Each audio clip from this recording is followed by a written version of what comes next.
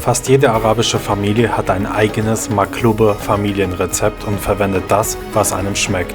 Ich zeige euch, welche Zutaten ich verwende, mit dem Hinweis darauf, dass alles optional ist. Ihr könnt das Gemüse austauschen, das Fleisch weglassen, wenn ihr wollt, etwas anders würzen und so weiter. Die genauen Angaben zu meinem Rezept findet ihr unten in der Videobeschreibung. Machen wir das Ganze im Schnelldurchlauf, damit ihr euch nicht langweilt. Als Fleisch nehme ich Hähnchenunterschenkel. Die Haut mache ich ab, indem ich mit dem Finger unter die Haut gehe und sie etwas lockere. Dann einfach ein Tuch oder eine Küchenrolle nehmen und hier die Haut einfach runterziehen. Die Unterschenkel könnten wir jetzt mit Salz, Kreuzkümmel, Paprikapulver, Kurkuma würzen. Ich nehme aber nur Salz und die arabische 7-Gewürzmischung Baharat. Das ist eine Gewürzmischung, die man im arabischen oder türkischen Läden kaufen kann. Mit etwas Öl lässt es sich besser einmassieren und dann stellen wir das Ganze in den Kühlschrank zum Durchziehen. Wir schneiden jetzt die Auberginen in Scheiben, würzen sie mit Salz, weil Salz Flüssigkeit entzieht und wir diesen leicht strengen Geschmack etwas aus der Aubergine rausnehmen wollen. Die Wassertröpfchen auf der Aubergine dürft ihr gerne wegtupfen. Die Kartoffeln werden geschält in Scheiben oder in kleine Stücke geschnitten, danach die Tomaten, dann die farbige Paprika, Karotten, wenn ihr wollt, Zucchini, Zwiebeln. Wenn ihr wollt, könnt ihr sogar anderes Gemüse verwenden, wie zum Beispiel frittierten Blumenkohl und so weiter. Die Auberginen und Kartoffeln werden in Öl frittiert und auf Küchenpapier gelegt. Tomaten bleiben roh. Die Zucchini und Paprika kann man frittieren, aber besser ist es, sie mit wenig Öl oder gar keinem Öl anzubraten. Sie müssen nur kurz ihre Festigkeit verlieren sozusagen. Die Karotten schwitze ich auch kurz an, gern auch mit Zucker oder Shakar-Zucker aus dem Asialaden. Die Afghanen verwenden diese Kombination aus Karotten und Shakar-Zucker gerne im Kabyle Pilau. Kabyle Pilau kochen wir auch bald irgendwann auf diesem Kanal. Abonniere meinen Kanal, wenn du das nicht verpassen willst. Und wir machen weiter mit den Zwiebeln. Die Zwiebeln schwitzen wir in Butter an, die Mandeln gerne auch. Und dann braten wir das Fleisch von allen Seiten schön scharf an, damit es Farbe bekommt. Ich kenne einige Araber, die dünsten das Fleisch oder kochen es. Ich finde es angebraten viel leckerer. Nebenbei kümmern wir uns um den Reis. Ich arbeite gerne mit Basmati-Reis. Ihr könnt auch zum Beispiel Parboiled-Reis nehmen, wenn ihr wollt. Es kommt noch ein Video von mir online darüber, wie man Reisgerichte richtig kocht, welche Reissorten gut geeignet sind und warum man keinen Schnellkochtopf braucht. So, zurück zum Reis. Dieser wird so lange gewaschen, bis das Wasser hell und durchsichtig ist. Die ganze Stärke muss raus, damit der Reis nicht klebrig wird. Dann geben wir den Reis in die Pfanne, wo das Fleisch eben noch drin war, und braten ihn an. Der Reis darf beim Anbraten Farbe bekommen. Das ist überhaupt nicht schlimm und sollte keine Panik bei euch verursachen. Im Gegenteil, durch das Anbraten bindet sich nochmal die Stärke, der Reis bekommt besonderes Aroma und es fängt an herrlich zu duften. Ich kenne auch einige Araber, die den Reis überhaupt nicht vorkochen, sondern den rohen Reis beim Schichten des Topfes roh reingeben.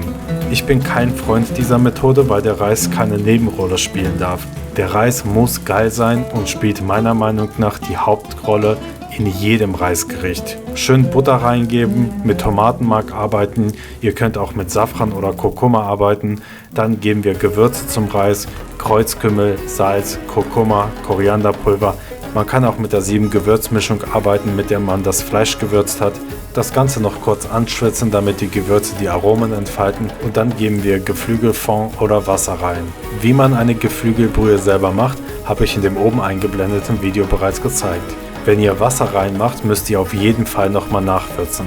Das Wasser, also die Soße, sollte sehr gut schmecken, weil der Reis sie ja quasi aufsaugen wird. Meinen Fond habe ich vergessen über Nacht aufzutauen, also kommt er jetzt in Klumpenform oder in Eisform direkt da rein und wird dort aufgetaut. Bitte den Reis an dieser Stelle nicht zu 100% zu Ende kochen. Nur bis 70-80% sollte er fertig sein, weil er final dann mit dem Gemüse zusammengekocht wird.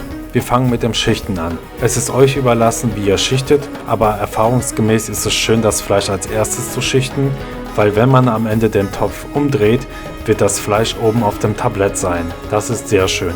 Die rohen Tomaten und das Gemüse verliert beim Aufkochen Flüssigkeit, das verdampft und hochsteigt und den Reis final gart, wenn ihr den Topf richtig gut mit Deckel und am besten noch mit einem Tuch bedeckt habt. So, wir schichten das ganze Gemüse und am Ende den Reis, aber nach jeder Schicht bitte mit Salz würzen, falls ihr die einzelnen Gemüsesorten vorher nicht gewürzt habt. Einen Schluck Brühe oder Wasser drauf geben, Tuch drauf, Deckel drauf, etwa 20 bis 30 Minuten köcheln lassen, bis das ganze Wasser unten verdampft ist. Bitte nicht ständig den Deckel aufmachen.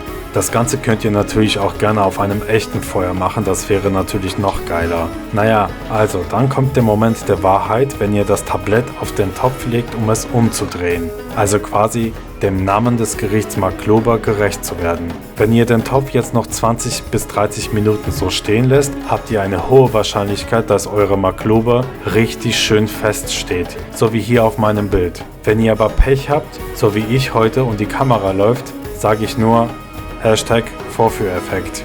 Dann klappt das natürlich nicht. Aber das ist nicht besonders schlimm, es muss ja gleich sowieso gegessen werden. Die Zwiebeln könnt ihr jetzt drauflegen oder vorher mitschichten, wenn ihr wollt. Könnt gerne mit Koriander arbeiten, gerösteten Mandeln und Pinienkernen. Die Mandeln könnt ihr übrigens mit kochend heißem Wasser übergießen, 10 Minuten stehen lassen und ruckzuck schälen sozusagen. Ich finde sie ungeschält geschmacksvoller. Und ja, schaut nochmal in die Videobeschreibung, kocht gerne nach, lasst mir ein Abo da und bald sehen wir uns wieder mit einem anderen tollen Rezept. Bleibt gesund und guten Appetit!